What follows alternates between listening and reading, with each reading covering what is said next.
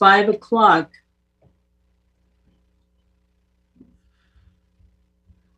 Quickly, come and help me get on this.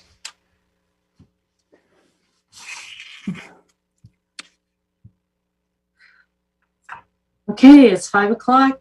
Bill, are you ready to start? I guess so. Can you hear him, Diane? No. Okay, he said go ahead. All right. Welcome. This is the Murray City Municipal Council Committee of the Whole for April 6th, 2021. And again, welcome. I have a statement to read, which is: public notice is hereby given that this meeting will occur electronically without an anchor location in accordance with Utah Code 52-4-2074 due to infectious disease COVID-19 novel coronavirus. The council chair has determined that conducting a meeting with an anchor location presents substantial risk to the health and safety of those who may be present at the anchor location because physical distancing measures may be difficult to maintain in the Murray City Council chambers. The public may view the meeting via the live stream at www.murraycitylive.com or www.facebook.com/Murray City, Utah / Citizen comments or public hearing comments may be made by having them read into the record by sending an email in advance or during the meeting to city.council@murray.utah.gov. Comments are limited to less than 3 minutes and include your name and contact information. So the meeting agenda will include the approval of minutes, and we have 4 discussion items. So are all council members present? Yes. Great. Rosalba? Okay. Rosalba, are you? Okay, Rosalba and myself are present by Zoom, so this is going to be interesting, but anyway, I'm sure we'll be fine. Okay, the first is the approval of minutes for the Committee of the Whole for March 2nd, 2021, and the Committee of the Whole for March 16th of 2021. Are there any questions or changes regarding the minutes from council? If not, then I would appreciate a motion, and I'm fine to take them together. I'll make a motion that we approve the minutes from March 2nd and March 16th of 2021. Great. Do I have a second? I'll second. Thank you. And Brooke, would you call the roll? Yeah. Mr. Held, Aye. Ms. Martinez, Aye. Mr. Cox, Aye. Ms. Dominguez, Aye. and Ms. Turner. Aye. Okay, thank you. Let's start with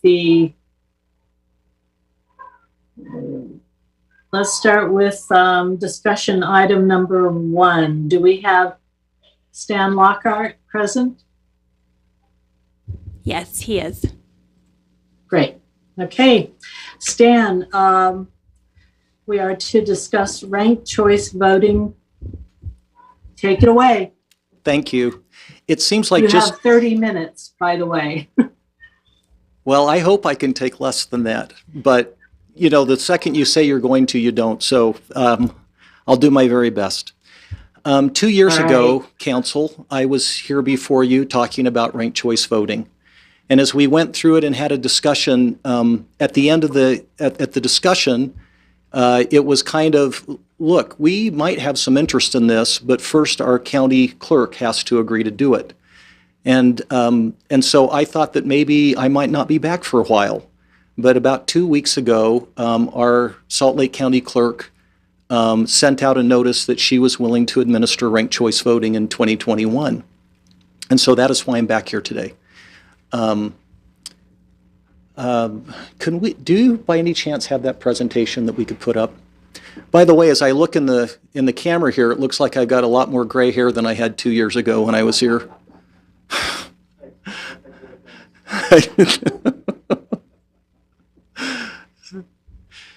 So we had a county clerk 2 years ago after we did our first group of cities with ranked choice voting.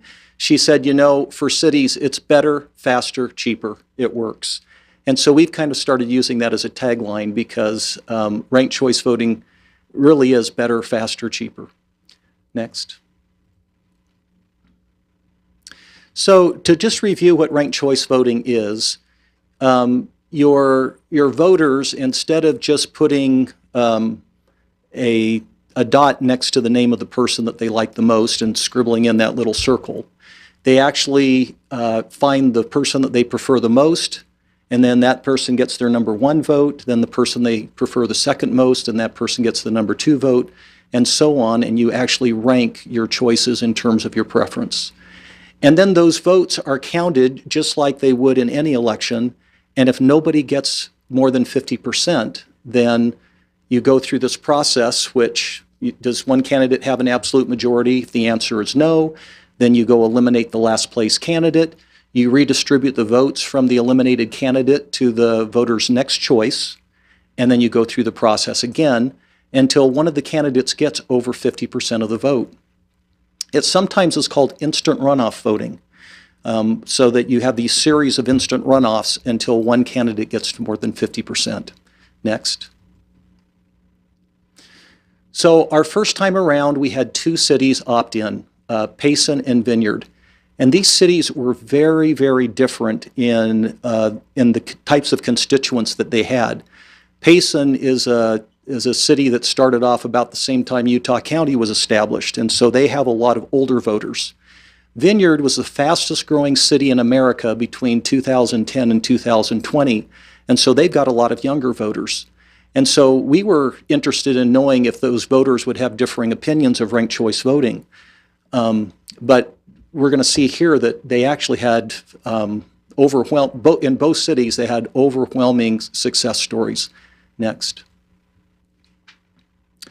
So 86% of the voters said they found ranked choice voting very much or somewhat easy to use.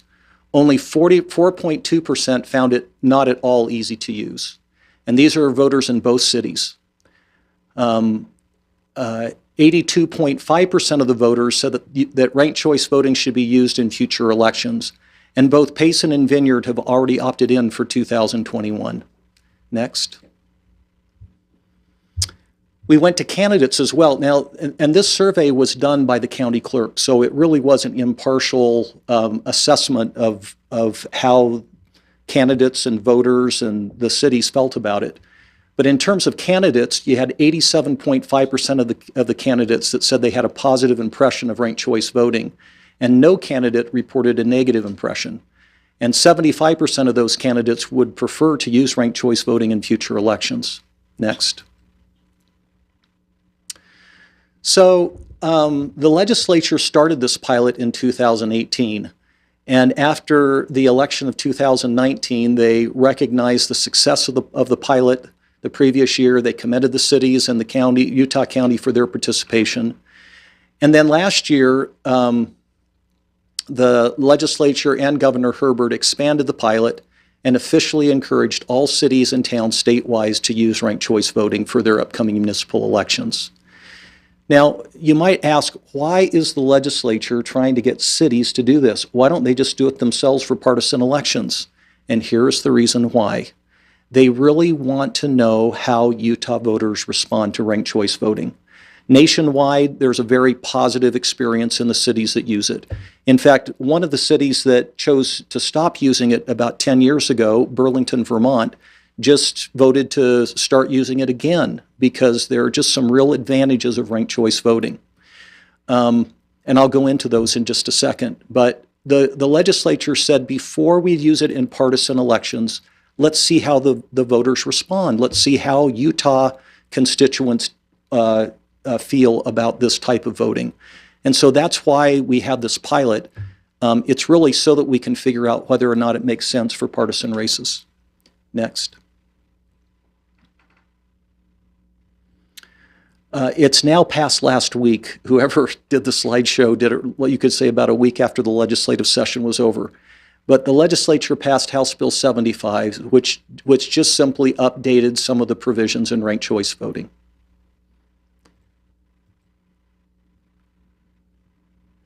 So it provides the legislative body of a municipality is the one that makes the determination to participate in the pilot project. The reason that's important is that in some cities, the mayor thought that they could just do it unilaterally. I had a mayor call me up after this bill passed and said, "Can I just enact this, Stan?"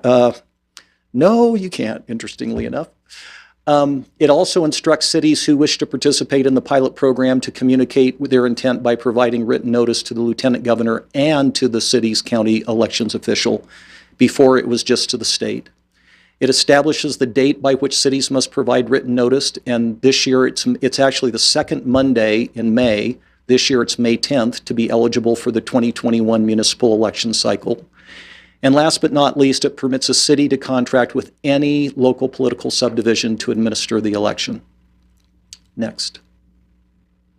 So here's why ranked choice voting. And I can tell you that I've now spent several years digging deep into ranked choice voting. The first thing that you should know about election process is that there is no perfect election system. And in fact, there's actually a theorem created by a researcher that says that there is no perfect election system. There are benefits and there are weaknesses of each system. And so it's important that you look at what those benefits and weaknesses are, and then you try to figure out what makes sense for your city. There are proposals for additional election methodologies at the legislature each year. And I think over time, cities will have multiple options of different ways to run elections. But whenever those come up, it's just a matter of looking at the pros and the cons and figuring out which one works best for you. So some of the advantages, some of the strengths in ranked choice voting is that it's going to save you money. While it's legal, while in the law you're allowed to use it in a primary and a general election if you so desire, the way to save money is to only have a general election. You save half the cost that you're spending on elections by just going to a general election. And because you have such a small number of voters come vote in primaries, it really does allow the majority of the greatest number of voters to make the decision on who their elected officials are. It also provides a shorter, less expensive city campaign. So not only is it less expensive for the city, but it's less expensive for the candidates as well, because they don't have to spend a bunch of money on a primary and then spend a bunch of money on a general election. So the mayor Draper, as we were discussing this with Draper, he said, "Stan, I had to raise $50,000 to run in a primary, and there were 3 candidates. One of them got eliminated, and I had to run exactly the same race and raise another $50,000. He said it would have been so nice to just do it once, and that's one of the reasons that I think Draper's opted in this year. So it's shorter. It's a shorter campaign season. You really start seeing signs in September and October rather than June, July, and August. There's less voter fatigue. It's ready for cities to implement. ES&S, in Salt Lake County, it's Dominion. They're up and running and able to handle ranked choice voting. Keep going. Voters can more fully express their will. Foundational to our representative form of government is the right to vote. And when you allow voters to more fully express their will at the polls, that is a good thing. It allows them to not have to do these calculations in their head. Well, wait a second. I've got to vote for that person because if I don't, someone else might win. Instead, they can freely vote for the person they want the very most, and then freely vote for the person they want the second most and not be disenfranchised because their first place vote person has no chance. There's a winner by a majority vote. I don't think that's something imperative anymore in this country, but there was a time where we really believed that the people that got elected should have the majority support of the citizens in their districts. It eliminates the spoiler effect. So there are all sorts of games that are played in traditional voting. So I'll just tell you some of the games that are played. If you've got three candidates who are very similar, let's just say that there are three sisters who are running for the city council. They're running for Council District 2, and they're Dale sisters. And let's say you have a one-issue candidate out here. Those three can split 65% of the vote, and this person here with 35% can slip in and be the winner, even though the vast majority of the citizens there would prefer one of those three. And it happens all the time, where you get these one-issue candidates who will get 35, 40% of the vote and slip in, even though the majority would have preferred someone else because the vote got split. Or maybe there's the spoiler effect. This happens more often in partisan races, but I'll give you a good example. In the 4th Congressional District, the difference between McAdams and, who's our congressman? Owens. The McAdams and Owens was like 3,000 votes. There were 12,000 Libertarian votes, and there were about 5,000 United Party votes that could have made the difference. And in ranked choice voting, you wouldn't have had those spoiler effects out there with a candidate that just siphoned off enough votes that somebody else won. Now, in that case, the same winner probably would have won this election. But there are many cases where the person that, you would, well, what's the right way to say it? There are many times where it would have made a difference, and the person who loses really would have won. Here's another one. Now, in Murray, you're not going to have this problem, but in many of our cities, we have multi-winner races for council. And in those multi-winner races, sometimes a candidate will say, only vote for me to their supporters, and they get a statistical advantage. And in almost every city that I go to and make this presentation, when they have multi-winner races, I can just see council members look over at the person who did that with their particular supporters. And it works. And it's really a flaw in our methodology, because it allows one vote to weigh more than another vote.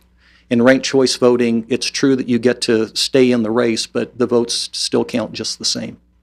And using those types of strategies don't work with ranked choice voting. Keep going. One more thing, it produces more civility in elections. So you say, well, Stan, that's got to be good. And at a time where we've got polarization off the charts, what are you talking about with more civility? And here's what ends up happening. Because you want people to vote for you, you're going to run your campaign, and you're going to talk about issues that you care about, and you're going to talk about your vision for the future of Murray. But you're not going to put down your opponent. You're not going to. There were many times where I ran for office where literally I didn't recognize the person they were talking about, because they do everything they can to smear your character. In ranked choice voting, you're penalized when you do that, because if you start smearing somebody's character, you're not getting their number twos. You're not getting their supporters' number twos. And so there's this built-in incentive in ranked choice voting to have more civility in our elections. And that is really one of the best reasons for ranked choice voting.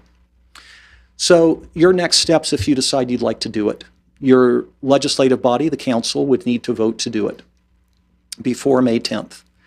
You need to communicate that intent by providing written notice to the lieutenant governor and the county clerk, and then away you go. The filing period is in August.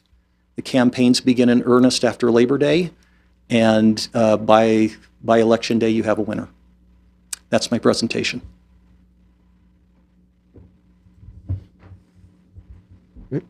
Can I ask a question? Well, that was short and sweet. Thank you very much, Stan.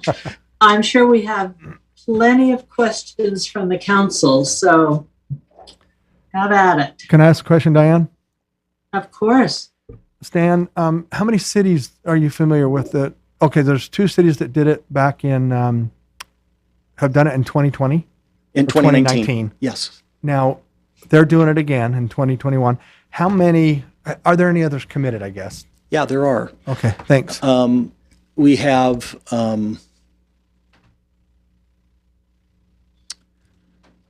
We have Payson and Vineyard and Draper and Lehigh and Alta and Newton. And there's a couple other cities that slip my mind right now that have committed so far. We expect to have between 5 and 10 cities that opting in for this year. I hear Riverton is also one of them. Is that correct? Yeah, although they're discussing it about now. They've actually voted to do it, but they're talking about it again tonight. And so I don't want to speak too quickly for them. I can tell you this, on May 11th, I'll know for sure. I've got a couple of questions if I can. Sure, of course, go ahead. How does it work? We've got 3 people, we've got 5 people running.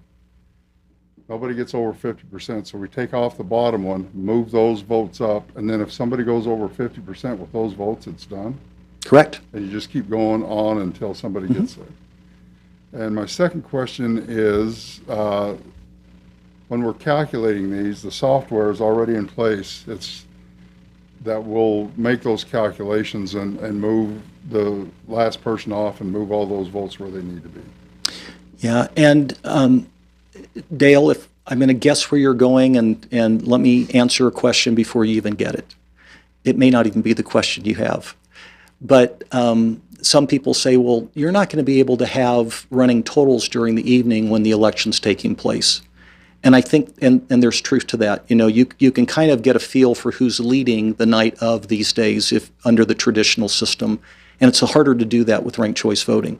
But in a day and age with vote by mail, we actually don't know on election night who's won anyway anymore. And so you can still run ranked choice voting calculations just like you can show the current things, but there's no guarantees until the canvass of who actually wins. But it's just a little more complicated for the casual voter to look up there and say, oh, my favorite's in the lead or my favorite's behind. It's not quite as easy for that to happen. Okay, thank you. But my main concern is to make sure it's all automated and Yep. Works just fine. And it works. Okay, And we've got great visuals, great visual graphs of who's leading and how it's working and what's happening round by round on the instant runoff. So we actually do show voters what they're looking for, but we do it mostly through graphics so that it's easy to understand. Okay, thank you. Other questions for Stan? Okay, I have a question. Oh, go ahead, Diane. I have a question. Stan, I'm wondering what is the advantage if you're not going to have a primary? I understand if you are going to have a primary, it's going to save you a lot of money not to have to do that. But if there's only 2 running, I'm confused about the advantages for that. If you could go over that again, I'd appreciate it. Yeah, sure. If only 2 run, ranked choice voting won't kick in. So it only kicks in if more than 2 candidates are running against each other. Okay. Here's what you do, though. If you have 5 seats that are up for election, and there's only 1 seat that has 3 candidates, you're spending an awful lot of money to get a poll on who's ahead. And so implementing ranked choice voting really will save you money from not having to have that primary. And it only kicks in if needed.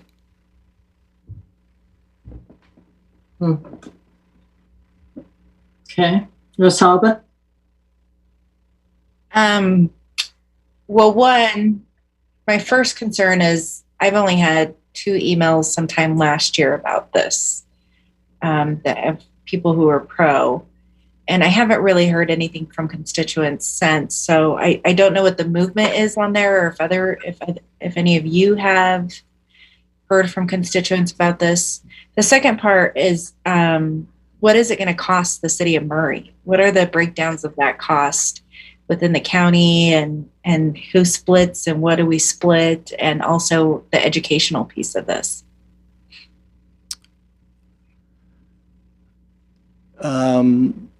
There are multiple ways to answer your last question. In terms of the amount of constituent feedback, the council and mayor would be far better to talk about it.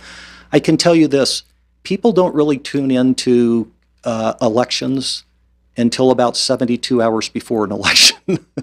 So it's no surprise that you're not getting much feedback. And really, voters are not big fans of ranked choice voting until they use it. So to give you an example, both the Democrats and the Republicans used ranked choice voting in their conventions last year. And at least on the Republican side, when they did a survey of delegates, they found that 72% not only liked ranked choice voting, they want to use it again. But if you ran a poll in Murray today, I don't think you might not even get above 50% because people just aren't familiar with it. And so there is a voter education piece that has to happen. But that's probably the reason you're not getting a whole bunch of feedback, is that voters just don't pay a lot of attention to elections in general. On the cost side,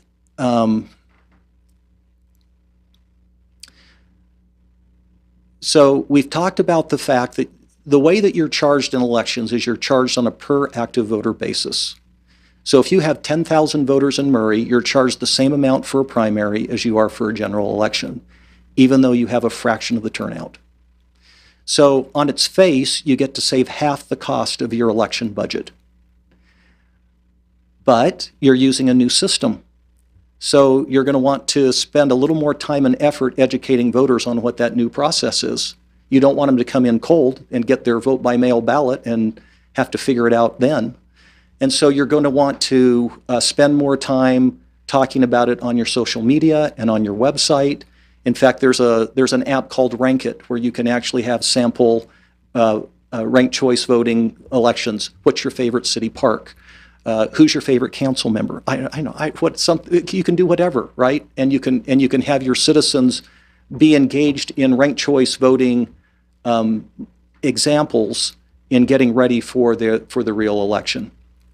The state has $200,000 set aside to help cities do this without bearing additional costs. Those funds can be used in a variety of ways. 2 years ago, they were used almost wholly on voter education. And the cities created a little video that was branded as their city's video.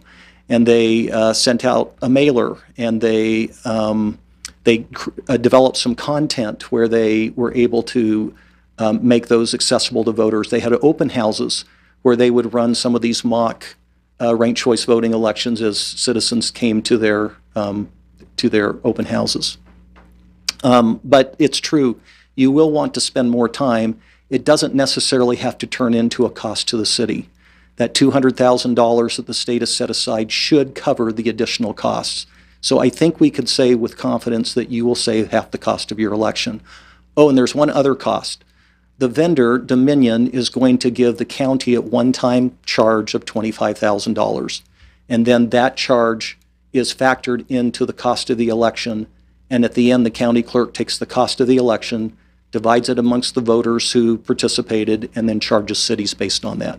And so there will be some additional costs from that. We believe that $200,000 can pay for that additional cost. But we won't know that until the state elections office has a conference call with cities that opt in and they start deciding how they want to spend those resources. 2 years ago, it did not cost any additional funds on the part of cities. Okay, we're running, out of time. Can I ask a So question, thank you, Diane? Stan. Diane, two more questions that are kind of important. I know Kat has one. Hold on. Oh, okay. So with the pilot program, is that 200,000 tied to the pilot program? So if for cities that want to switch to ranked choice voting but don't do it now, would that funding be available at another year? So this is like that opportunity to use that funding for education. Yes, thanks for asking. It's really designed for those cities that want to be the pioneers. It's meant to help them offset any additional cost. Once cities use it this year, let's say we have 10 cities use it this year, it'll be kind of mainstream by the time we get to 2023. And so we're not going to get the same kind of help from the state.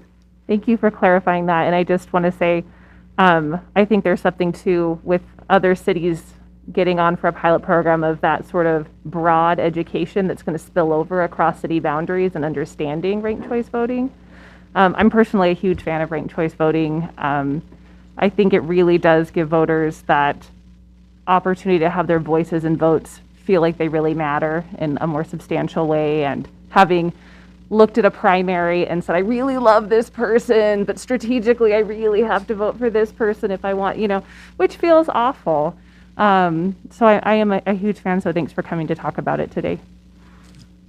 Okay, real quick, Diane, I'll go quick. So Stan, when I watch some of the video and information, if you vote for just one, say you just whatever, that still works. But if you vote for two that happens to be number ones, then that throws the vote out.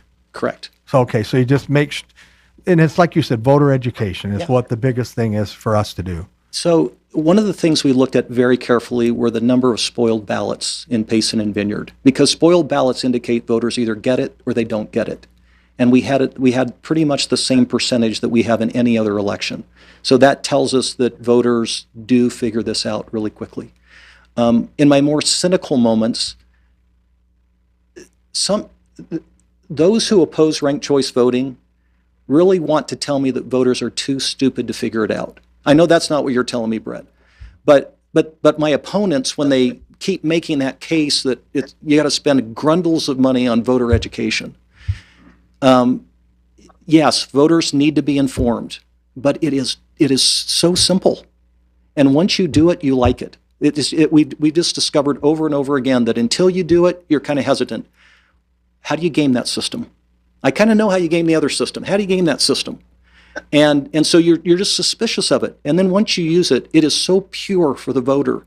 Like Kat said, you don't have to do those mathematical calculations. I'm going to tell you a real quick story. And I'm so sorry, Madam Chair, just please bear with me. I was talking to Greg Hughes. Greg ran for governor last year. And he said, Stan, I won the most counties, but they were all small counties. And so I got creamed. He said, but the weird thing is, until the day of the election, our internal polling said that I was running neck and neck with Spencer Cox and John Huntsman.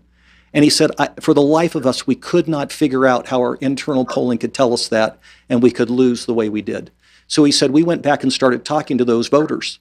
And here's what they said. The polls kept saying that it was between Huntsman and Cox, and we didn't want to waste our vote. And that's that mental mathematical calculation that voters have to make, that I can't vote for my favorite because I've got to make my vote relevant and I've got to make it count. And so ranked choice voting is so pure for the voter. If your first choice is somebody that has no chance at getting elected, you're not being disenfranchised. You're still in the game and you still get to have a part in choosing who your elected official is. That's one of the best things about it. All right, thank you, Stan. Now, what I need from the council is direction. Do you want to continue with this? Do you want to go forward? Do you want to take it to a vote? So I'm going to ask each of you to just tell me yay or nay. And let me start with Rosalba. Do you want to go forward or not? I was on mute, sorry. I'm going to say yay. Okay. Brett. I'm going to say Yay yay or for a nay? vote. For a vote. Okay. Kat, yours is yay. Yay. Right? Yes, ma'am. Okay, that's what I figured. Dale, what about you? Yes, What is your sense? I'm good with it. Okay, so we're going to take it to a vote. We'll get that scheduled and provide the information to stand by the, I guess, May 10th. So Diane, are you good with it? I am. Okay. I just wanted your Actually. opinion because I like Yeah. your opinion. So thank you. Yeah, no, I think we should take it to a vote. So anyway. All right, awesome. Stan, is that helpful?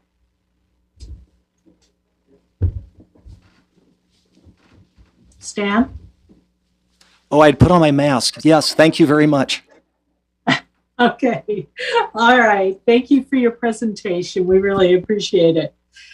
Now let's go to the next one. We're running late. The discussion on a text amendment to section 17.12 of the land use ordinance relating to planning commission compensation. Melinda Greenwood.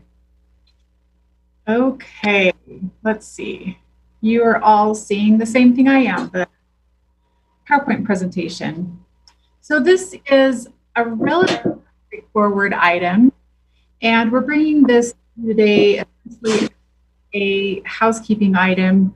When at some point a few months ago, we realized that we had changed the planning commission compensation through the budget process a couple of years ago, but had not updated the code to reflect the current amount. So the text amendment before you is to change the amount listed in code from $25 to $40, which is what we have been paying them for the last couple of years. Just a brief comparison of some of the other cities around and what they pay. The average stipend that commissioners are receiving is $53. So we're not the highest, we're also not the lowest. We're kind of right there in the middle where we would want to be at $40. And the stipend really just kind of helps the commissioners who put in quite a bit of time. Under normal circumstances, they're driving back and forth between the city hall, the council chambers, and may also drive out to the site of any agenda items that come to them. So it helps reimburse them for some expenses that they may incur during the course of their volunteer duties on the Planning Commission. So we had this item in front of the Planning Commission on January 21st. We mailed public notices just to the affected entities since there wasn't an address to identify with this application. We didn't receive any public comments, and the Planning Commission voted 7-0 to forward a recommendation of approval to the City Council. So we have just the finding of fact here that we've listed that the expense incurred, the $40 per meeting, is reasonable for the performance of the duties of the planning commissioners. And then we have a recommendation to the City Council tonight to approve the the text amendment to change from $25 to $40. So if there's any questions, I am happy to answer those for you on this item. Questions for Melinda? Council? The only thing I've got to say is I don't think $40 is enough. That's about $1.75 an hour for what they do. They do put in a lot of work. It's a rare day where we have a small agenda. And like I said, a lot of them go out and do site visits so that they can understand exactly what it is that we're talking about. And there's a lot of homework involved in reading packets, and they do great work for the city, and we appreciate them.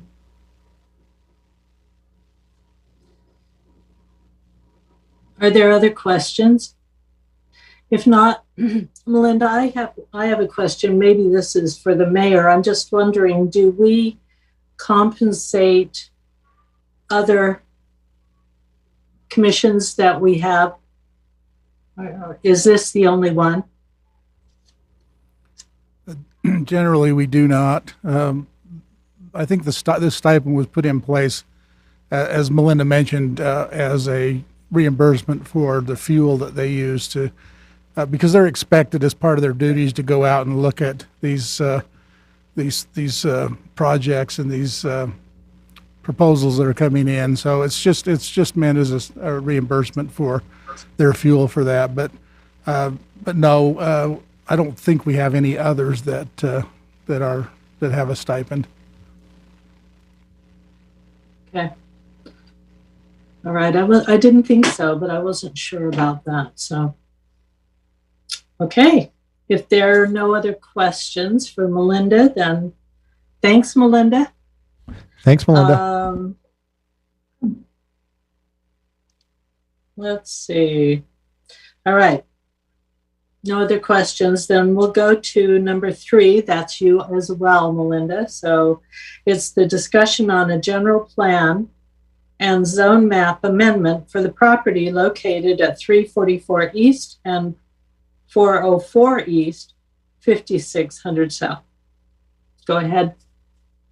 Okay, thank you.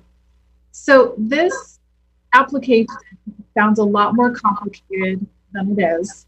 I'm going to go through that with you, but essentially it's a land swap to help ensure that properties have the same zone designation or future land use map designation on the same property. So we do not allow a property to have, for a single property to have 2 different zoning designations. So it sounds very complicated, but if we get through it, hopefully it'll be a little bit more straightforward. But there's essentially a zone map amendment to go from R18 to R16, and then another portion of that zone map amendment is to go from R18 to RM15. And then for the property 404 East and 5600 South, that is to go to, or from RM15 to R16. This is an aerial that just shows the property located here. And I think most people have commonly called this property, this one here is a 344 East, and this is 404 East. I think commonly people have referred to this property as the Murray Yellow House. And then this has been, I think, kind of some senior housing or senior care housing. And this right now is zoned RM15, and this is zoned R18. So this is where we can kind of show through the different shaded colors what the intent is for the zone change in the general plan amendment. So moving forward, the applicant would like to submit for a subdivision. But again, before he can do that, the property all needs to be zoned for single family lots, and it all needs to be within the same zone. So the property as it sits right now includes all of this down into here. And the goal is to get all of the property here for the subdivision into the R6 zone, or and then get the property that is going to be exchanged to the neighbors to the east into the RM15 zone. So down here at the south end of the parcel in the green, it shows parcels 1 and 2. And this extra land will be essentially given to the neighbor that lives here. And then this part will go to the neighbor that lives here. The yellow items will be transferred to the property that is to the east. Both of these little yellow highlighted portions here. And then the property to the east will donate the purple portion to the property, the Murray Yellow House property or Monterey property. The acreage of the yellow, these 2 yellow sections, is the exact same as the acreage for this purple section. So that keeps the minimum number of acreage required for the RM15 to stay the current density that they have, and allows the property to be transferred so that they can create an entrance here and then the cul-de-sac. And some of you that have been on the council for a while may recall that there was a zone change. I don't know if it was last year or the year before, for this whole parcel to go to RM15, and that was denied. This is really kind of been the first time that they've had somebody that's been able to come in and figure out how to kind of swap all of these land and make a project work. So this shows, again, the current zoning on 404 East, which is RM15, and then 344 East, which is the R18. So we want to talk a little bit about the future land use map, and it shows here the areas we're talking about. The kind of light orange color is medium density, and that's where the RM15 fits in. And then the light yellow is low density. So this, with the land swap, again, we need to keep that. The same property has to maintain the same zoning. We can't split a zoning across the property. So the low density residential, essentially a single family zoning. We have a variety of our zoning designations that fit within the low density residential. And in this case, we're talking about R16 and R18 residential zoning, which are single family lots. And then the medium density, again, the property to the east of, or the property on 404 East is medium density. It's RM15, which that is where they're undergoing renovations right now to turn them into apartments and kind of move away from the senior apartments. But they need to maintain the appropriate number of acreage, again, to have that zoning designation at the density that they're at. So here are some shots of the property. Here's the 344 East, and then this is 404 East. Some additional photos of the site showing different angles. And then this shows the properties down at the south end of the parcel where I was explaining some of the property would just be donated. Well, I don't know if it's being donated, but it'll be given to the property owners on either side.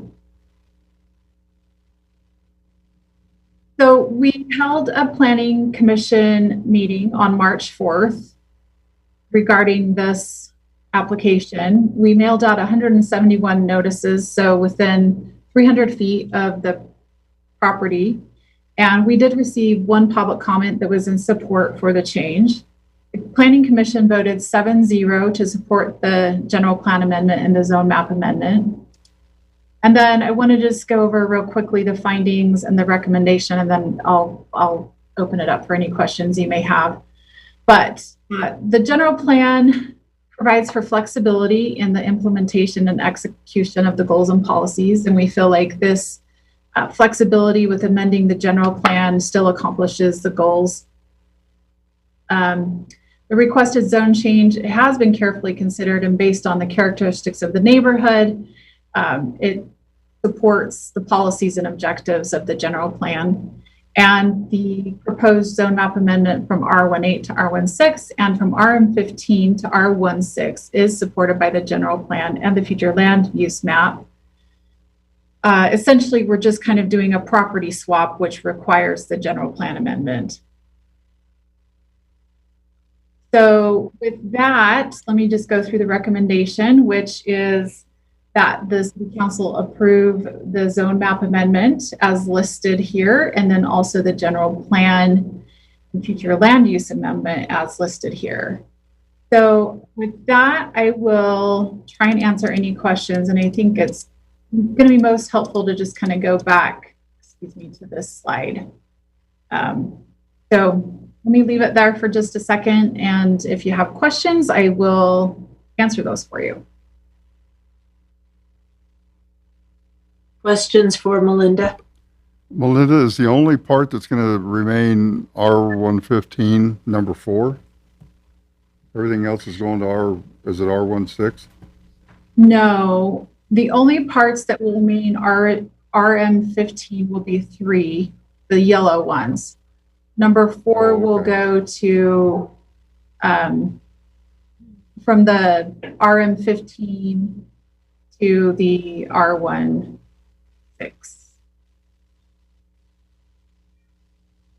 Okay. So this, number 4 is essentially will be a building lot. It shows color-coded version is a lot easier to look at. But number 4 will become a building lot. That property is being swapped with these 2 parcels, which are going to the property next door.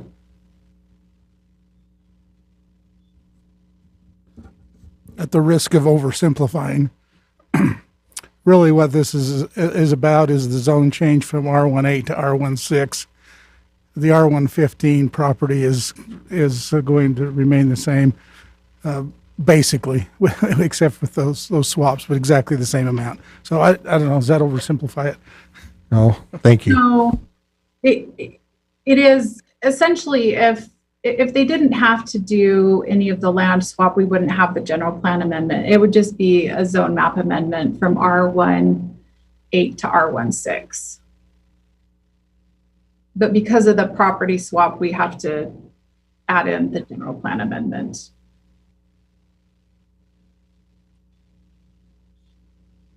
Okay, are there any other questions? That was helpful, Mayor. Thank you.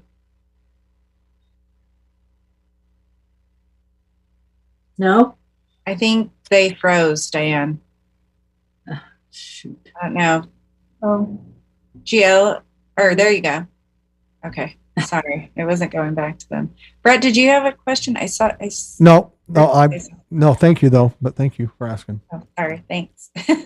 Oh, thank you. Boy, this is hard, Rosalba. I see what you're talking about. You can't see anybody's response. It's weird. Oh my goodness. Okay, we'll be so bringing- no other questions, right? Yeah, and we'll be bringing this back to you for a public hearing on the 20th, so 2 weeks from tonight. Okay. All right. Thank you, Melinda.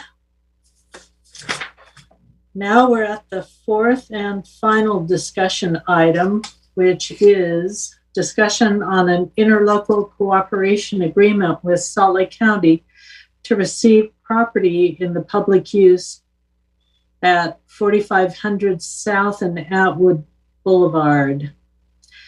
Chris Salazlak. I hope I butcher your name? I'm so sorry. No, you're quite good actually. I'm going to share. Welcome, Chris. Yeah, thank you, and thank Nice you, to see you. council members and mayor, for allowing me to present to you.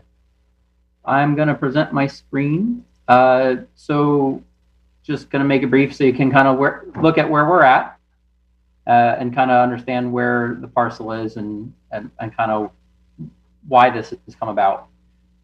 Salt Lake County, I was looking at Atwood and 45th. I noticed that part of the road was not designated for public right-of-way.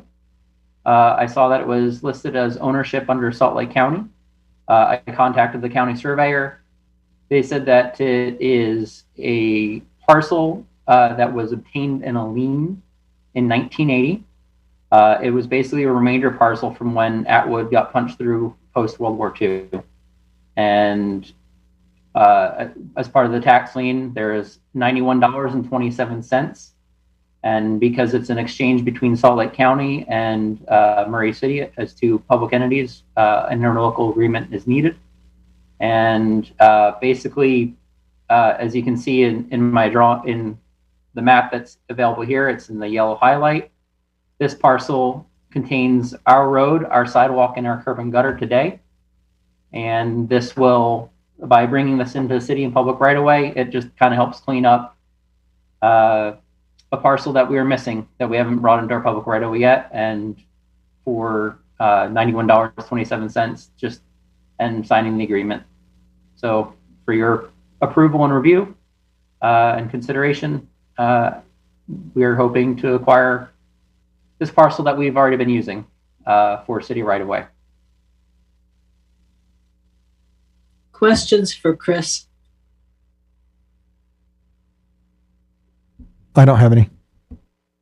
I have so many questions and concerns about this.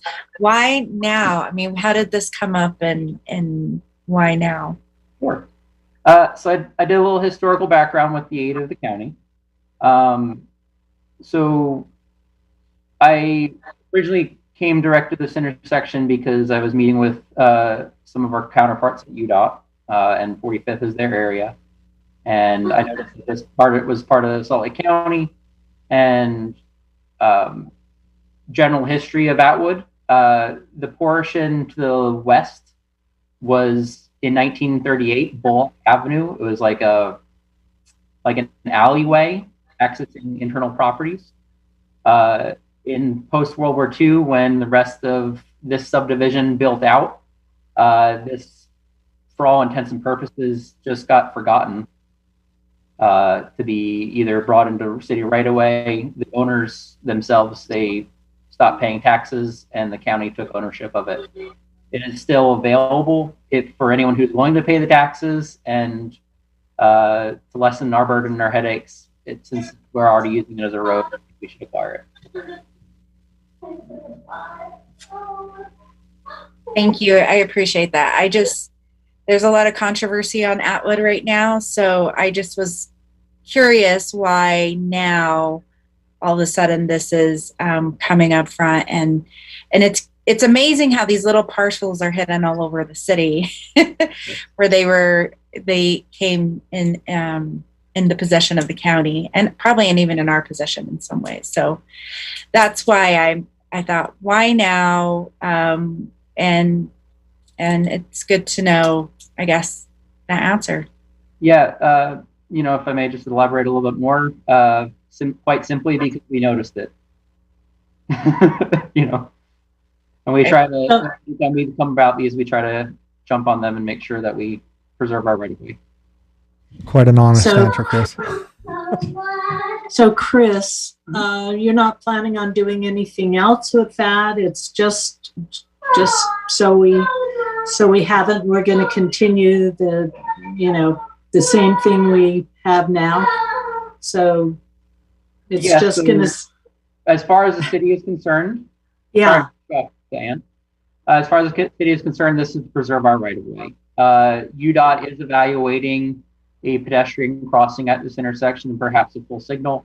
I know that they are undertaking, this is what I meant with, but this parcel has no bearing on their project because it is technically already in government ownership.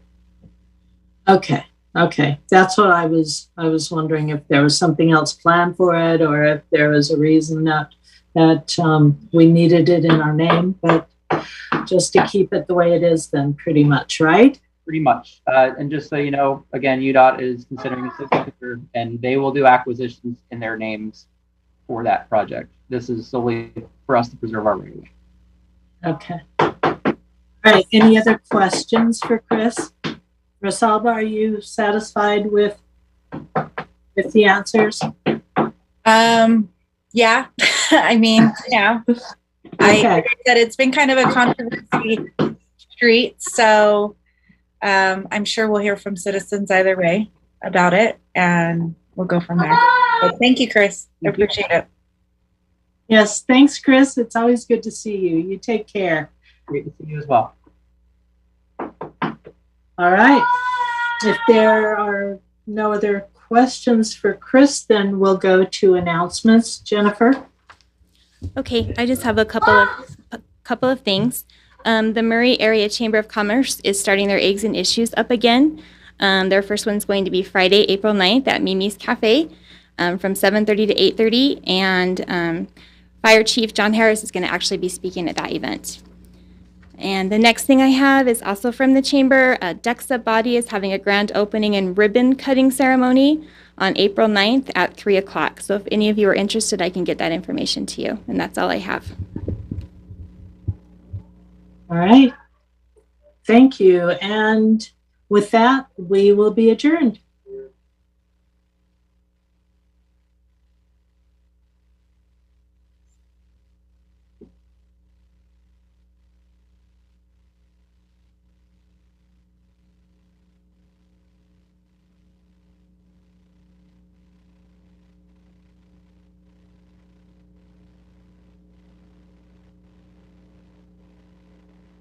I can't hear you, Diane.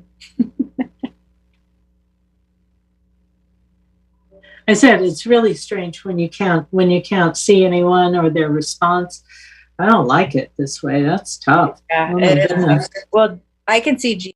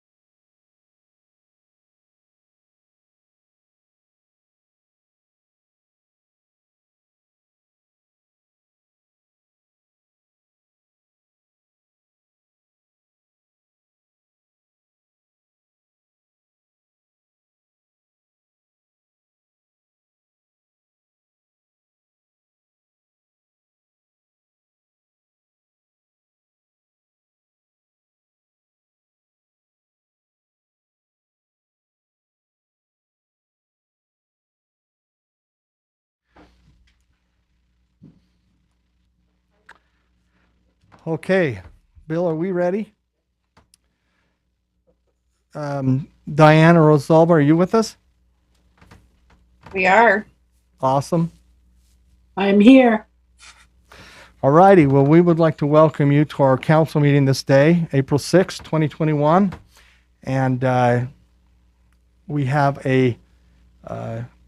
everyone is here with us. We have two that are on Zoom with us, so welcome, and welcome everyone else that's joining us. We will begin our meeting, and I've asked Doug Hill if he would lead us in the pledge. Thanks, Doug.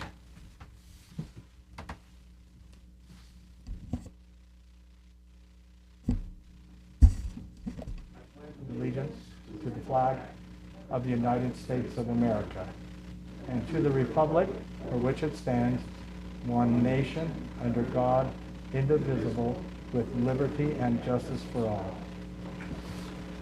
Thank you, Doug. Okay, let me read our Open and Public Meetings Act statement. In accordance with the Utah Code 52-4-2074, due to infectious disease COVID-19 novel coronavirus, this is our chair, Diane Turner, has determined that the meeting in an anchor location presents substantial risk to the health and safety of those who may be present, and the anchor location, because of physical distancing measures, may be difficult to maintain in the Murray City Council chambers. Federal, state, and local leaders have acknowledged the global pandemic. Salt Lake County Public Health Order 2020-15, dated October 26, 2020, recognizes that COVID-19 is contagious and spreads from person to person and possesses a continuing and immediate threat to the public health of Salt Lake County residents.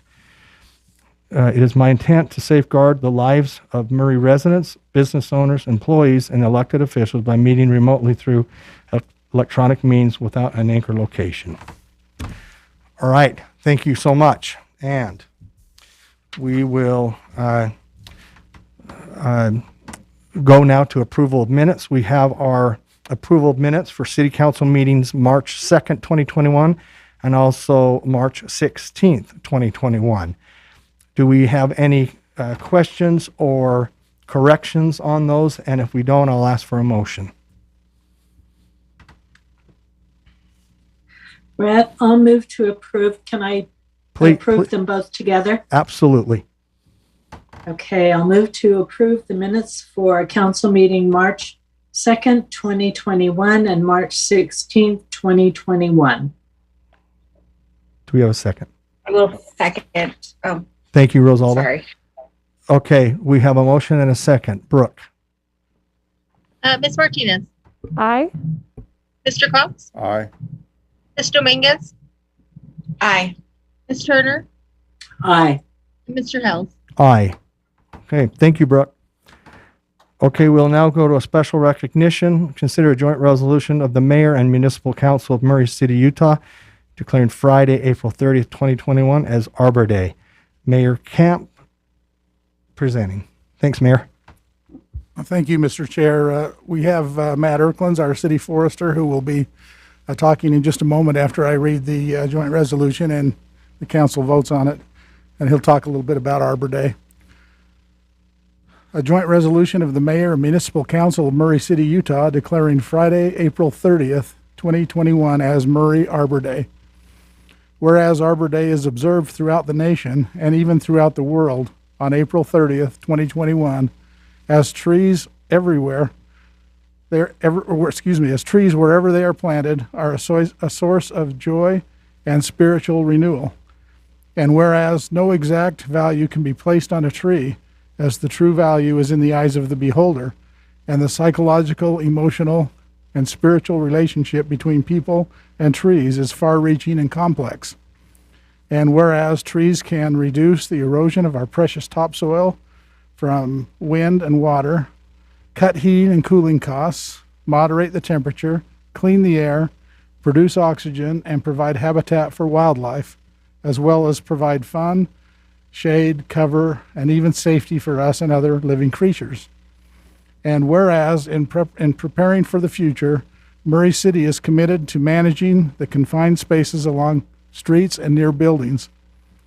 So we have a peaceful coexistence between trees, utilities, buildings, and people. And whereas Murray City's Shade Tree and Beautification Commission has as its prime objective the beautification of our city by promoting the planting and care of trees and vegetation that will continually add beauty and value to our community, making it more enjoyable and desirable place to work, play, and live. As a Tree City USA now for 44 years, we are reminded that Murray is a city without equal.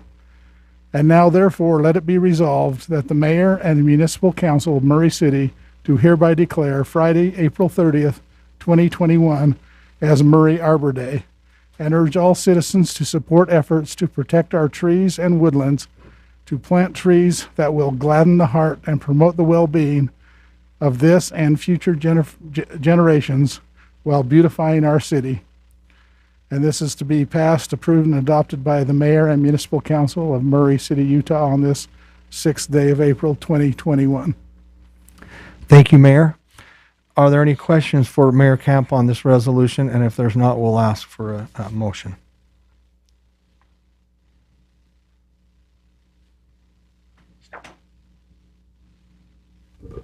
I'll make a motion that we approve the resolution of the mayor and the municipal council of Murray City, Utah, declaring Friday, April 30th, 2021 as Arbor Day. I will second that motion. Thank you, Dale and Rosalba. Brooke? Ms. Martinez, Aye. Mr. Cox, Aye.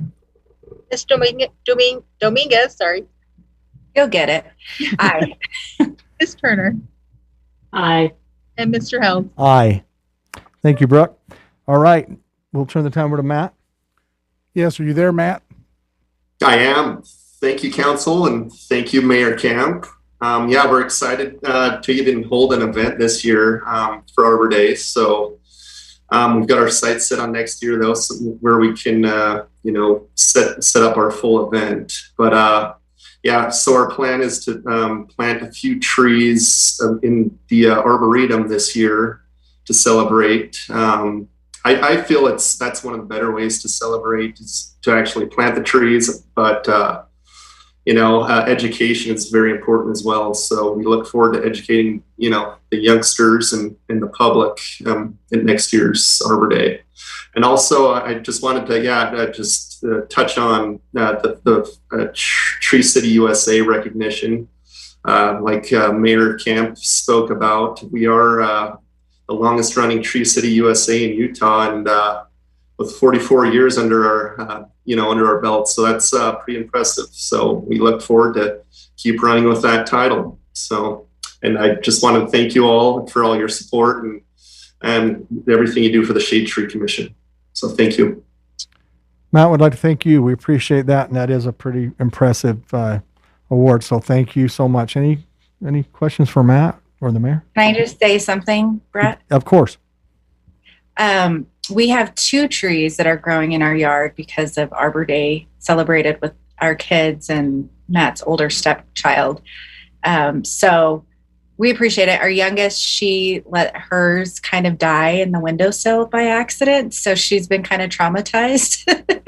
But it was such an experience for her to be able to receive the tree from school and wanting to plant it. So that, I know that means a lot for the kids and that educational piece. So I appreciate that. And if we can continue to support that, we will. Thank you. Thank you, Rosalba. Anybody else before the mayor? Trying to turn it back to the mayor for a minute. Okay, Mayor. Thank you. I just wanted to give a quick shout out as well to the members of our Shade Tree Commission. I know they're very disappointed for 2 years in a row not to be able to do the event that they do at the schools and at the amphitheater. And they're chomping at the bit to do this again next year. But I do appreciate the small scale program that they are doing this year with the tree planting. So I just want to recognize them and by name, Darren Bird, Janice Evans, Janelle Nelson, Judith Payne, and our newest member, Connie Fong. So I just want to give a shout out to them too. So thank you. Yeah, big thanks to them. Thank you, Mayor. we sure appreciate those that serve on that committee. All righty. Thanks again. We'll move on to citizen comments. You would have sent your comments at city.council@murray.utah.gov, and you have it's 3 minutes to present, and there are exceptions to that, but I will turn the time over to Jennifer for citizen comments. Okay, thank you. We received 5 citizen comments this week, so I will just read them for the record. The first one is from Jenny Greenwood. Dear council members, my heart had stopped. Pure panic surged through my entire body. A car is going to hit that child on their bike, and there is nothing I can do. The child turns quickly, almost losing control. Horns are honking. An older gentleman in a large truck stops just in time. The child makes it, but nearly 8 cars in the intersection of 800 West and Anderson Avenue don't move. I suspect we're all trying to process what just happened, and the crossing guard, non-existent. I drive home with my heart still pounding and quickly email the principal at Viewmont Elementary. I drive through this intersection on 800 West and Anderson Avenue every school day. It's a crowded intersection during drop-off and pickup, and it makes me nervous every time. Some people believe this is a 3-way stop. I've seen people make left-hand turns in front of oncoming traffic.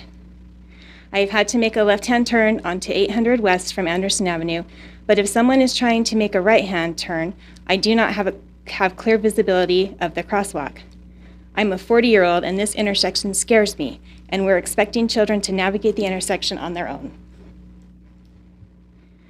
To my surprise, Mrs. King replied to say she had no control over where crossing guards are placed, so I spoke with an officer at the Murray Police Department. He said the crossing guard situation has not been adjusted for 15 years, and his only option was to make it known to the higher-ups. I don't presume to understand the bureaucracy of government, but if we're to the point that we can't even get a simple crossing guard at a dangerous intersection for our children, what are we really accomplishing? I implore you to do something, and not after the fact when a child has lost their life, but proactive to make a difference.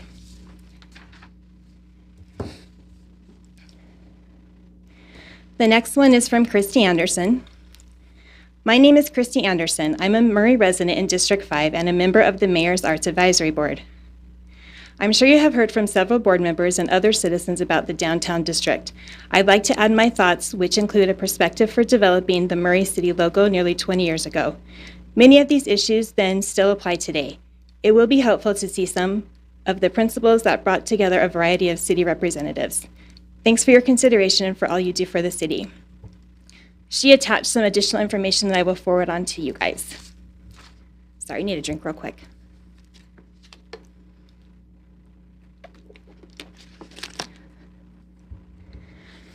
Okay, the next one is from Jamie Nagel. Dear Murray City Council members, I called the city and was informed that public comment was conducted virtually right now due to COVID. Therefore, I respectfully ask that my comments be read during the public comment in your next city council meeting. My name is Jamie Nagel, and I am the chair of the Hilltop Park HOA located directly east of the Shiny Shell Car Wash, located on 900 East and 4608 South. The car wash is a fairly new business, and I am sure is still working out some operational issues. However, since opening a few months ago, we have had a continual problem with excessive noise from cars who stay at the car wash and clean out the interior of their cars. Near daily, the bass from car stereos is so loud that it literally rattles the windows of our homeowners, and when it happens, it lasts for 30 to 60 minutes at a time.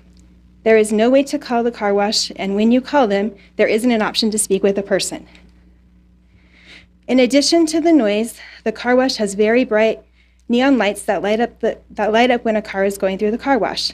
The red neon lights at the end of the car wash are so blinding during the dusk and night hours that you have to keep your blinds closed because it's very painful to look out your windows.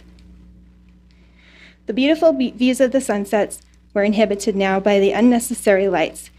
Finally, several nights a week, all of the lights are left on, and all night long the light pollution makes it look like there is light outside. I understand our HOA is not alone in the frustration over these issues. While I know that growth is inevitable, responsible growth can be good for neighbors. I ask you to please address these issues of sound and light pollution with this car wash, as well as limit building that is taking place to the south of the car wash.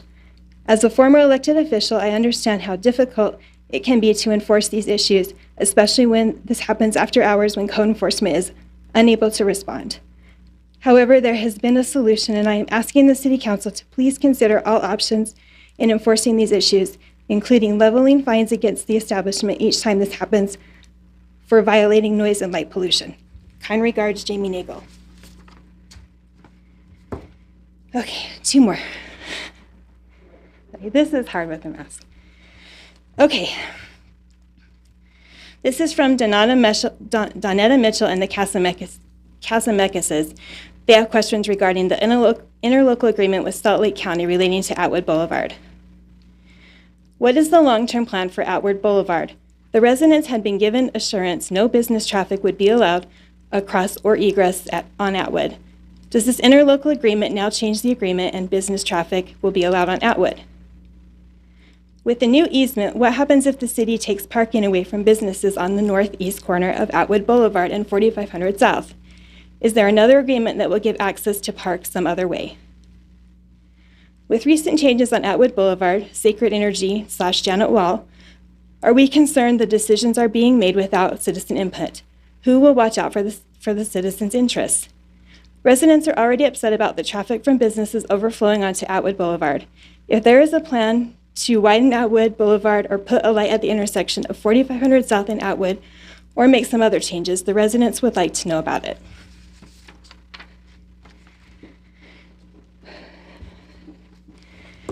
Okay, and the final one is from Sage Fitch. Murray City Council and Mayor Camp. I am writing to you all as a Murray resident concerned about future development in Murray, which, as I understand, the council have asked to be paused as the city staff evaluate current and future infrastructure. I first want to thank you for choosing to take a pause rather than plowing ahead, and for taking the time to thoughtfully evaluate the direction that Murray is moving forward in regards to the general plan, design guidelines, and zoning ordinances. My concern, and the reason I am writing to you today, is to ask that you consider that rezoning in or adjacent to single-family neighborhoods to allow for higher density not only threatens those neighborhoods, but threatens to undermine the very feeling that keeps people in Murray and makes it a desirable place to live. There is a place for high density and mixed-use development, but it is not in or adjacent to single-family neighborhoods, and allowing for vacant land to be developed at higher density is reckless and greedy. High density is working on Vine and 300 West. It is a great idea at the old Kmart and on 900 East, but it does not make sense on Bullion or Vine and Center. High density in these locations threatens to undermine existing neighborhoods by increasing traffic congestion, sewer infrastructure, and pedestrian safety, to name a few. In my neighborhood, we must have close to 30 kids that are out riding bikes, playing Nerf guns, and generally loving life. I have also heard that we will have a boom of COVID babies, with at least 4 more babies on the way soon. Child and car safety is a big concern for many of us, as we have seen more and more cars cutting through Wasatch and Center and often going too fast. Higher density development in the area will only bring more traffic and demand for on-street parking, which is already at a critical level, especially on Center Street. I would also ask you to take a hard look at the current ordinances that allow development which is not to scale to existing homes and allows development with limited setbacks. I am sure that if it was the lot next to you being developed, you would not feel comfortable with the towering home blocking your mountain views. I am sure the homeowners on 4800 South and Atwood feel this very way with a huge, not-to-scale, white modern home was constructed. It certainly does embrace a feeling of inequity. Those who have the financial means can go big enough, but those who are already invested in a modest home in Murray that is to scale with the existing neighborhood will certainly not be protected and will eventually lose out on more than just their views. This is not just my opinion, it's a viewpoint, and I often hear when I talk to neighbors and friends that Murray will allow whatever developer proposes, that the push for higher density development always wins. Thank you for this opportunity to provide input, and I thank you for your consideration of this email. And that's it. Okay, thank you, Jennifer. And thank you to our citizens for those comments. And we will close that part of our citizen comments. There's no consent agenda scheduled. We'll move to our only public hearing. Consider a resolution approving the 2020 Municipal Wastewater Planning Program, WMPP report. Ben Ford. Ben? Appreciate it, Brett. Thank you for a few minutes tonight, Council and Mayor. So just as a quick recap, the Municipal Wastewater Planning Report is an annual report that we have to submit to the Division of Water Quality that basically just summarizes and makes sure our utility fund is in good standing. And we have presented that report to you in the Committee of the Whole meeting on March 16th. So tonight we're just asking for the resolution and approval for that submittal to the municipal program. So if anybody has any questions, I'd be more than happy to answer them. Okay, thank you, Ben. Any questions for Ben? Okay, seeing none, and again, thank you, Ben, for that report. I would ask for a motion.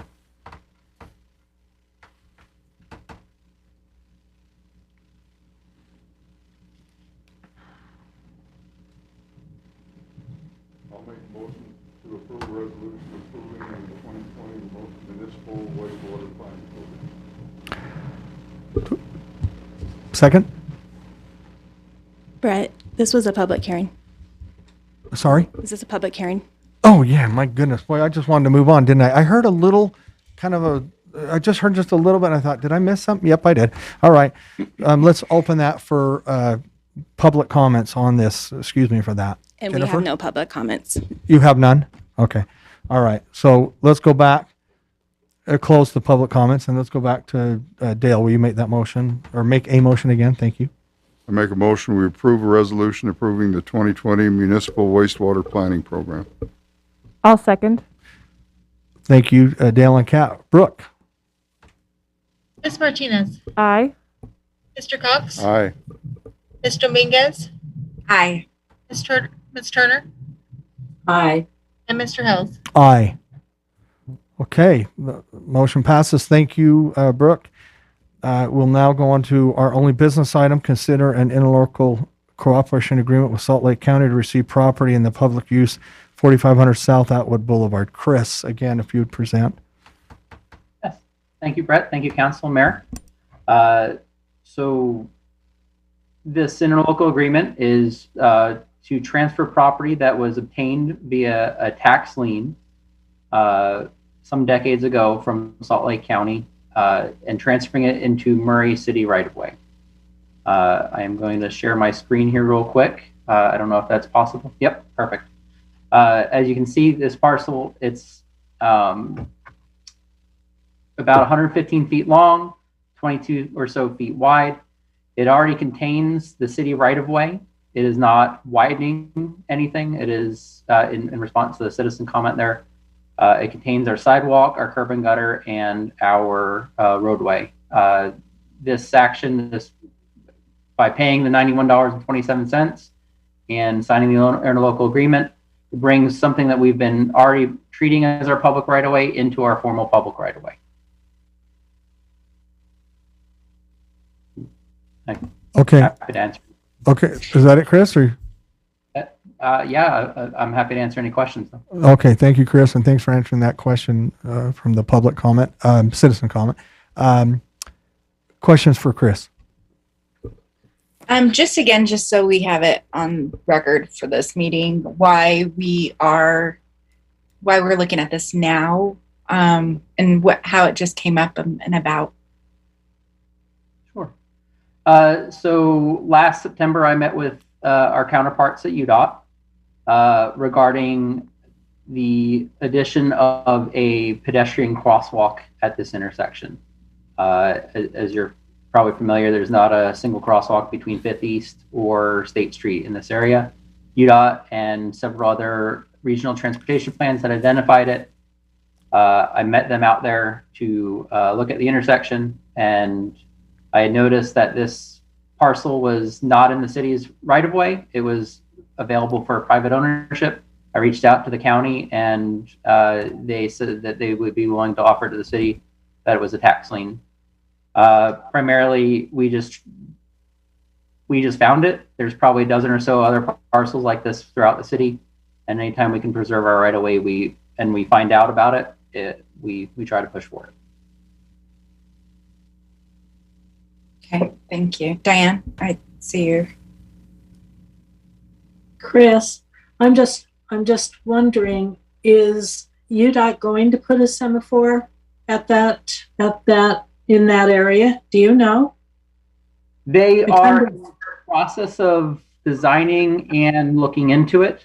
I know that they have met with owners on the corners to discuss the potential of it.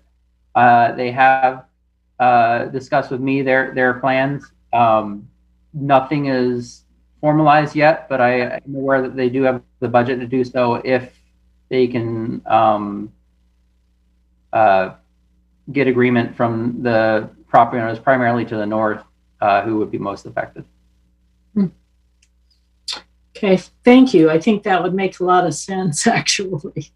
Yeah, I was just about to say it would help ease a lot of frustrations on those who are living on Atwood with the speed and everything.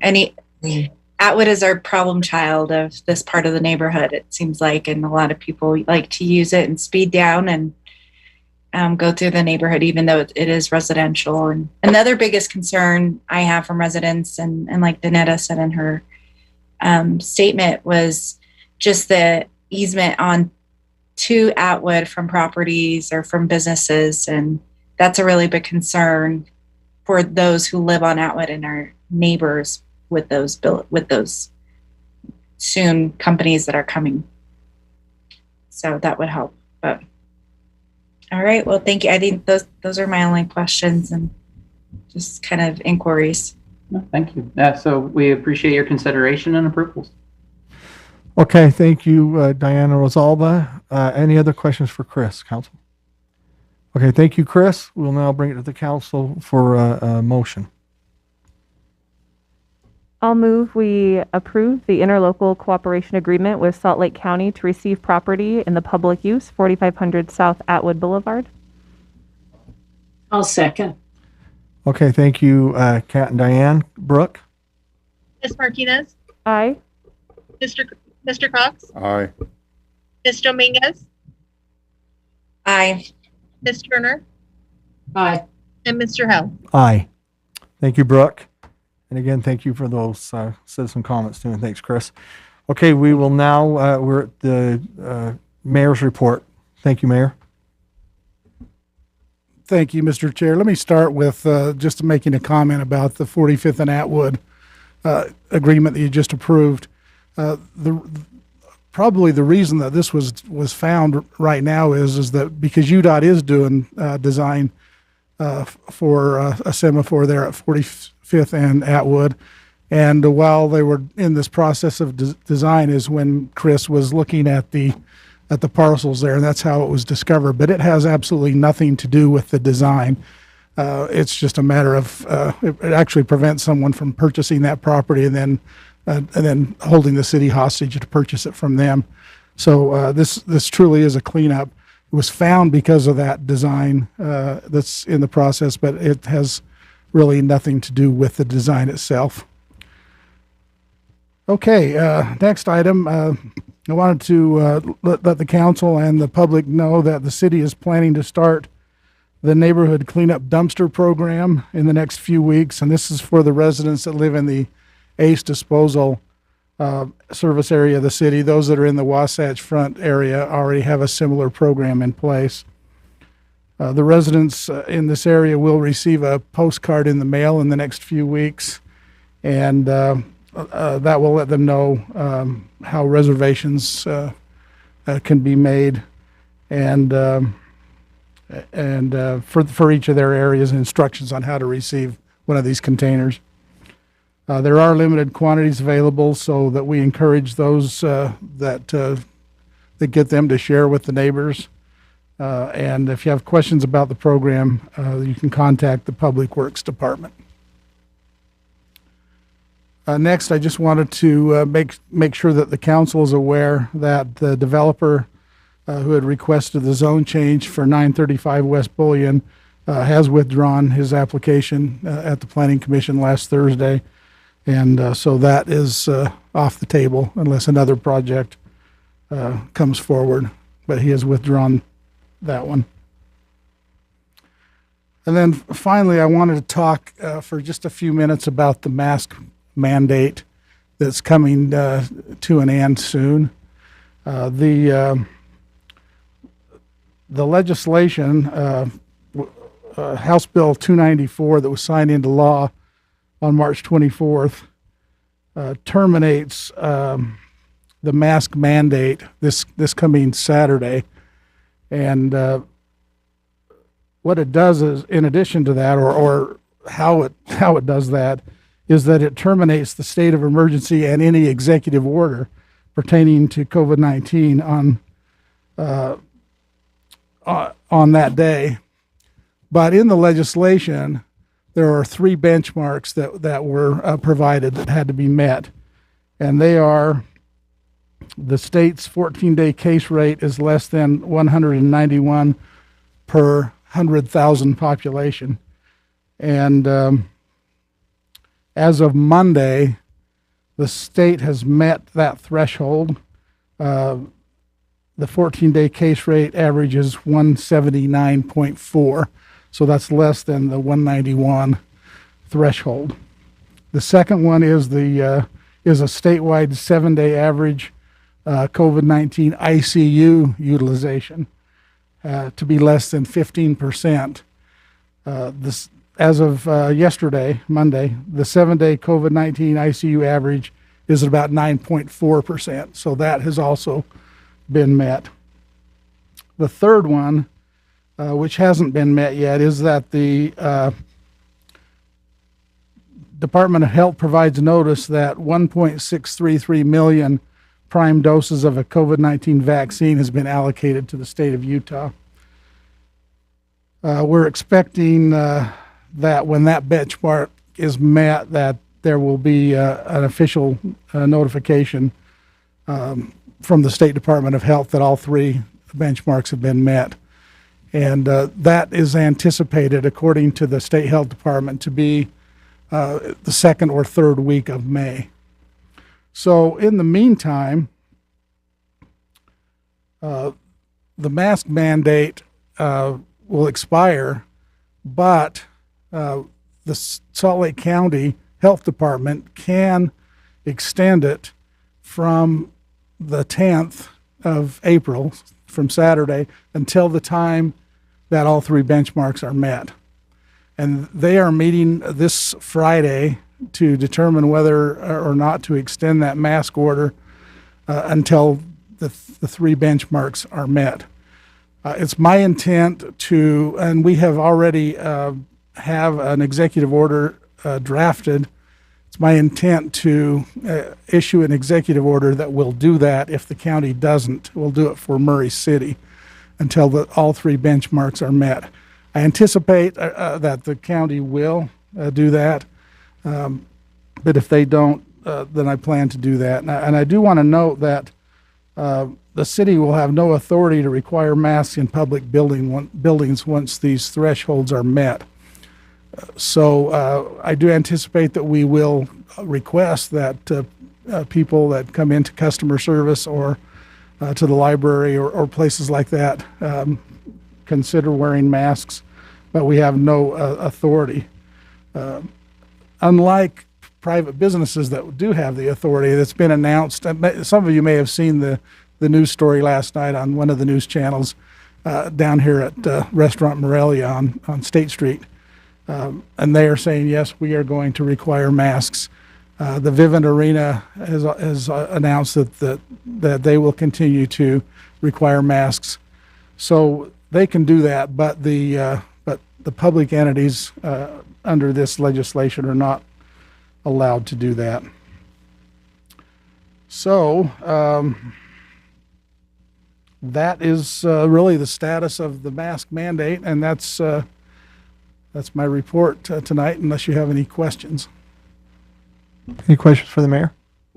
I just want to say thank you for having that prepared in case the county doesn't go forward, which I agree they probably will extend it, but I think that sends a strong message just that you're willing to do that and protect the residents and employees, and so I just want to thank you for that. I think it matters, and I really appreciate it. Thank you. Yeah, I just want to second what Kat said. That's a good move. Thank you. Any other I have a questions? question. If members of, what about staff? Like where would that leave staff? I mean, if they wanted to wear a mask, are we going to encourage that, or are we going to say, well, you're an employee, so you don't have to. You're required not to use it. We can certainly. I just want to make sure. We can certainly Excuse me? encourage. We can encourage our staff, but we will not be able to require the staff or the public to wear them. So yes, and of course anyone can. It's the mandate that's being eliminated, but anyone can still voluntarily wear a mask, but we are unable to require it. Okay, I just want a point of clarification on that. Thank you. Any other questions for the mayor? Okay. Thank you, Mayor. Thank you, council, and everyone that joined us. We appreciate it, and this meeting is adjourned.